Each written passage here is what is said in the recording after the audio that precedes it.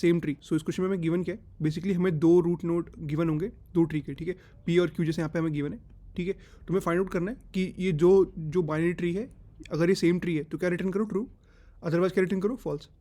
ये part clear है। तो इसको मैं एग्जाम्पल से समझाता हूँ। तो मैं एग्जाम्पल नंबर 1 देखूँ तो यहाँ पे देखो दोनों की रूट की वैल्यू कितनी है, 1 है, ठीक है। दोनों के लेफ्ट में वैल्यू कितनी है, 2 है, और दोनों के राइट में वैल्यू कितनी है, 3 है। तो क्या रिटर्न करा, ट्रू, ठीक है। ऐसे एग्जाम्पल नंबर 2 में देखते हैं, दोनों की रूट की वैल्यू कितनी है, 1, ठीक है, और इसके जो राइट में वैल्यू कितनी है, नल, लेकिन इसके राइट में वैल्यू कितनी है, 2, ठीक है। तो दोनों डिफरेंट है ना, इधर नल है इधर 2 है, तो क्या रिटर्न करेंगे, फॉल्स। ये बात क्लियर है। ऐसी एग्जाम्पल नंबर 3 देखते हैं, तो दोनों की रूट की वैल्यू कितनी है, 1, ठीक है। अब दोनों के लेफ्ट में अगर मैं देखूँ तो इधर वैल्यू कितनी है, 2, इधर वैल्यू कितनी है, 1, ठीक है। दोनों क्या डिफरेंट है, इसलिए क्या रिटर्न करा, फॉल्स।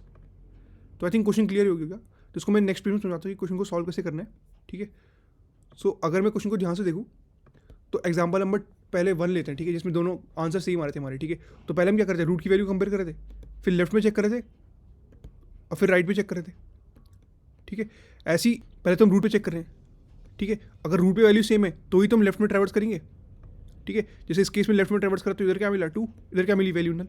तो क्या दोनों डिफरेंट है, इसलिए क्या रिटर्न कर दो, फॉल्स, ठीक है। तो बेसिकली अगर एक भी केस हमारा फॉल्स हुआ ट्रैवर्सल के टाइम पे, तो क्या टोटल आंसर कितना होगा, फॉल्स होगा ना।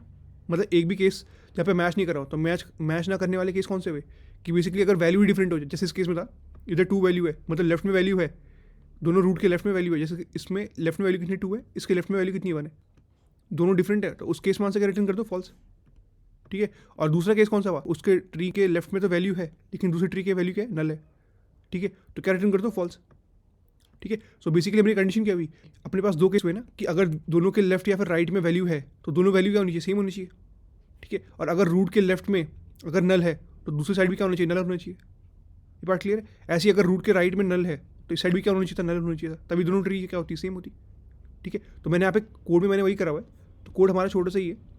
तो अपने पहले क्या है, हमें क्या करना है, हमें बेसिकली ट्रैवर्सल करनी है, ठीक है। तो पहले लेफ्ट ट्रैवर्सल करेंगे, ठीक है, और फिर राइट ट्रैवर्सल करेंगे, ठीक है। और यहाँ पे हमने क्या लगाया, एंड ऑपरेटर लगाया, कि दोनों साइड से अगर आंसर ट्रू मिले तो रिटर्न करो, क्या करो, ट्रू करो, ठीक है। तो अगर मैं एग्जाम्पल से समझाऊँ उसको, तो यहाँ से हम क्या कर रहे हैं, यहाँ से हम ट्रैवर्सल करना स्टार्ट करेंगे, दोनों का रूट हमें मिला हुआ है, ठीक है। तो पी लेफ्ट क्यू लेफ्ट, दोनों के लेफ्ट में ट्रैवर्सल करा, ठीक है। तो ये यहाँ पे पॉइंटर आएगा और यहाँ पे पॉइंटर आएगा, ठीक है। तो इसका मतलब क्या हुआ कि दोनों के साइड पहले तो नल है नहीं, ठीक है, दोनों के लेफ्ट में कुछ वैल्यू है। अब चेक करो वैल्यू सेम है कि नहीं है। तो यहाँ पे मैं अपनी बेस कंडीशन में वही लिखा हुआ है कि अगर हमारी वैल्यू डिफरेंट हुई तो क्या रिटर्न कर दो, फॉल्स, ठीक है। तो अगर ये फॉल्स होगा तो एंड कंडीशन में एक भी फॉल्स होता है, टोटल क्या रिटर्न करेगा, आंसर फॉल्स। ये बात क्लियर है। और दूसरी बेस कंडीशन मैंने आपको क्या बताई थी कि अगर दोनों में से, जैसे इस केस में एक साइड नल था, ठीक है, तो दूसरी साइड भी क्या होनी चाहिए, नल होनी चाहिए।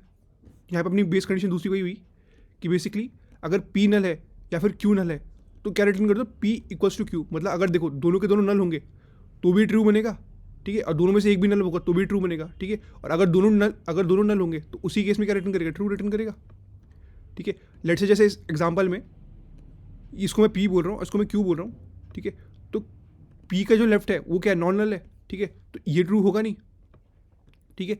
और क्यू का जो लेफ्ट है वो नल है, ठीक है, तो ये ट्रू होगा। तो बेसिकली ये ट्रू का मतलब क्यू नल है, ठीक है। अब पी क्या है अपना, नॉन नल है, ठीक है, तो ये क्या रिटर्न करेगा, फॉल्स, ठीक है। तो ये फॉल्स रिटर्न करा, तो अभी हमने कहाँ ट्रैवर्सल करा है, लेफ्ट में, तो बेसिकली क्या रिटर्न करेगा, फॉल्स।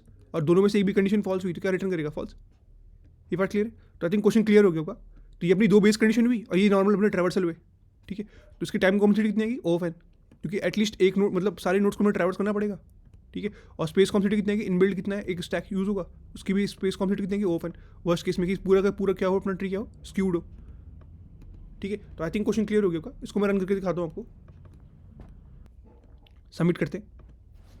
अगर आपको फिर भी कोई डाउट हो प्लीज़ कमेंट सेक्शन में पूछ लेना, ठीक है। सक्सेसफुली रन हो गया। So if you like this video please like and subscribe my channel. Thank you.